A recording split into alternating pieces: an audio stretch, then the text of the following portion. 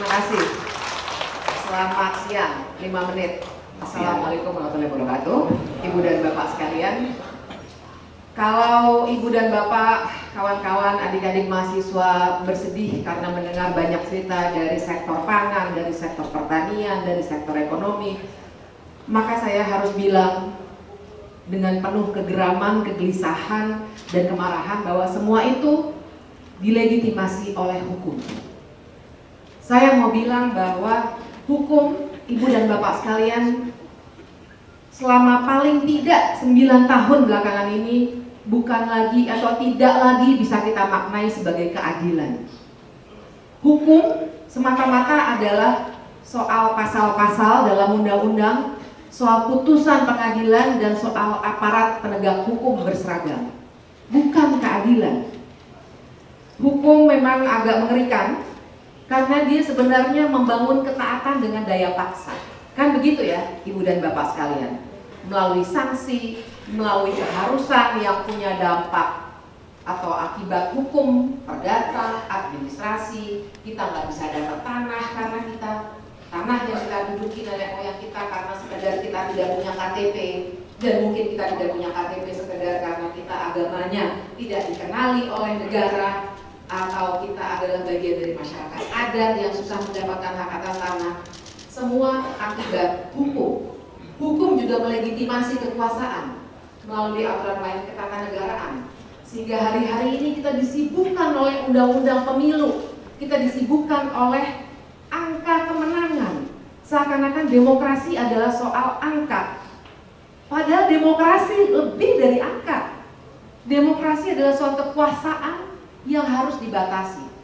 Jadi begitulah negara hukum dulu sebenarnya mulai diperkenalkan oleh para filsuf. Ketika kita berbicara bahwa negara harusnya adalah soal hak asasi warga dan pembatasan kekuasaan. Bukan soal pasal-pasal dalam hukum, bukan soal angka kemenangan dalam pemilu, tapi soal hak warga dan pembatasan kekuasaan. Makanya demokrasi akan selalu gaduh. Demokrasi yang baik adalah demokrasi yang gaduh. Demokrasi yang terlalu tenang, menurut saya adalah otokratisme yang terselubung. Karena orang-orang dilarang melawan, orang-orang dilarang mengkritik. Dan karena itu, Ibu dan Bapak sekalian, sebenarnya saya sedang membuat studi yang memotret autocratic legalism di Indonesia. Bagaimana kritik terhadap kekuasaan, pembatasan terhadap kekuasaan melalui lembaga-lembaga negara sebenarnya sedang dimatikan. Makanya namanya autocratic, sebenarnya autokratisme yang didukung oleh legalisme. Karena kita diajarkan di kampus-kampus, di sekolah-sekolah untuk taklid buta terhadap hukum tanpa mengkritik hukumnya adil atau tidak. Maka dengan atas nama hukum, misalnya DPR mati sebagai orang atau lembaga yang harusnya menyeimbangkan kekuasaan. Tidak pernah lagi ada hak angket sejak 2017. Presiden mau mematikan KPK, 2 minggu pada 2019 revisi Undang-Undang KPK keluar. Presiden ingin memberikan konsesi yang bagus untuk para pemilik tambang batu bara, 6 hari revisi Undang-Undang Minerba keluar. Presiden ingin memindahkan ibu kota ke IKN, 21 hari undang-undangnya dikeluarkan begitu saja oleh DPR. Satu, DPR. Kedua, MK. Lihat sendiri revisi undang-undang KPK yang dibiarkan, Perpu Cipta Kerja, dan lain sebagainya. Yang ketiga, masyarakat sipil yang juga kritiknya dibungkam. Dan yang keempat, juga KPK itu sendiri yang sudah dibunuh. Itu yang saya potret sebagai autocratic legalism di Indonesia. Karena waktu saya sudah tinggal 1 menit, saya ingin bilang Ibu dan Bapak sekalian bahwa saya mengatakan ini semua bukannya saya mau mengajak Ibu dan Bapak kemudian langsung tidak taat pada hukum, bukan itu. Tapi saya mau bilang begini, 3 hal. Pertama, kita harus kembalikan gagasan negara hukum pada soal pembatasan kekuasaan dan hak kita sebagai warga. Negara tidak akan hadir tanpa warga. Dari dulu kita belajarnya begitu, nggak kebalik. Bukannya warga untuk negara, tapi negara untuk warga. bukannya kalau kata Pak Sacipto Raharjo, bukannya manusia untuk hukum, tapi hukum itu untuk manusia. Jadi kita kembalikan gagasan itu dengan lebih kritis untuk melihat hukum, terutama ketika hukum bersandingan dengan kekuasaan.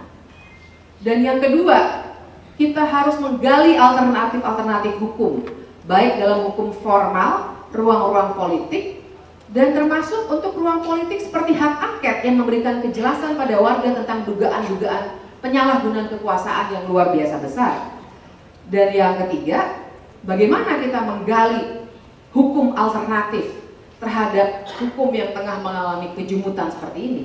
Misalnya untuk mengadakan pengadilan rakyat bagi kekuasaan yang terlalu disalahgunakan oleh Jokowi. Nah, izinkan saya menggunakan detik-detik terakhir untuk membacakan satu pidato Muhammad Hatta tentang tanggung jawab moral kaum intelijensia pada Hari Alumni 1 UI 11 Juli 1957. Sebentar saja, dan saya kira ini saya sangat kagumi. Sekalian untuk menggugah hari-hari ini kita akademisi berdiri di sini, Hatta mengatakan, 30 tahun yang lalu, berhubung dengan ancaman Nazi Hitler, Julian Benda menulis suatu buku yang menggemparkan tentang pengkhianatan kaum intelektual. Aturan memegang tinggi kemanusiaan yang menjadi dasar segala ilmu pengetahuan, katanya, ini kata Hatta, kaum terpelajar di segala negeri telah menyesuaikan diri pada berbagai macam aliran egois dan kepentingan sebelah di dalam masyarakat. Orang terpelajar tidak saja dikalahkan, tetapi juga dipungut terdahulu, dan itu telah diucapkan dalam bahasa Prancis, yang intinya adalah orang terpelajar yang disewa oleh yang berkuasa di dunia adalah pengkhianat kepada fungsinya. Lihatlah, katanya, kata Julian Benda, betapa bersemangatnya kaum intelektual modern menyerahkan dirinya sepenuh-penuhnya kepada perjuangan politik yang meluap-luap. Itu tuduhan Julian Benda kepada kaum terpelajar, ialah bahwa mereka tidak memberi petunjuk dan memberi pimpinan kepada perkembangan hidup kemasyarakatan, malahan menyerah diri kepada golongan yang berkuasa yang memperjuangkan kepentingan mereka masing-masing. Aturan memelihara persaudaraan segala bangsa berdasarkan kemanusiaan, kaum terpelajar ikut serta mempertajam pertentangan bangsa yang menjadi sebab timbulnya perang.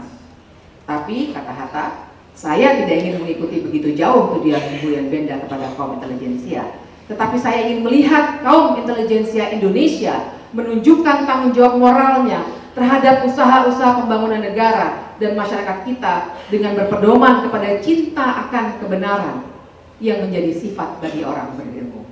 Terima kasih.